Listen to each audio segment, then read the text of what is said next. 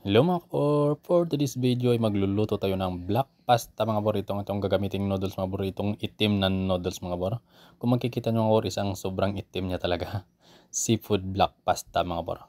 Tuturo ko sa inyo kung paano magluto ng seafood black pasta mga kabor. At ito itong gagawin, lalagay lang tayo dito ng olive oil mga kabor. Mag-saute lang tayo ng garlic. At saka yung ating red onion mga kabor. Pwede naman mga bor na gumamit kayo ng white onion kung anong available dyan sa bahay nyo. At saka yung ating tomato mga bor, konting tomato lang, yung ano. Tapos maglalagay tayo ng shrimp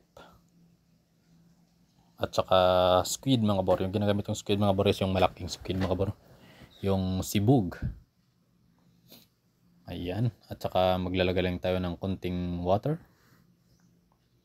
Paghaluin lang natin ng konti mga kabor. At saka maglalagay din tayo ng konting asin dyan mga kabor. Maghaluin muna natin. Ayan. Dinagdagan natin ng konting water mga kabor. Hindi naman masyadong marami yung tubig nating lalagay mga kabor. Konti lang. Ayan. Maghaluin lang natin hanggang maluto yung shrimp at saka yung pusit mga kabor.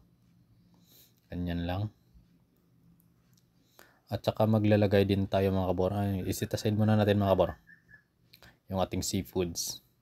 At saka ilalagay na natin itong ating black pasta mga kabor. Yung black pasta mga kabor, yung pwede naman kayong bumili dyan sa mga public market nyo dyan sa inyong mga lugar kung saan man kayo. Sa Shopee mga kabor meron din. At saka malalagay din tayo ng konting asin.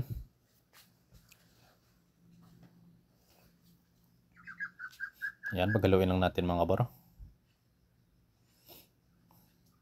Yung black pasta mga kabor is yung inano ko na sa bor.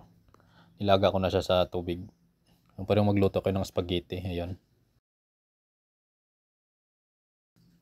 At luto na siya mga kabor. Ilagay natin dito sa ating lalagyan.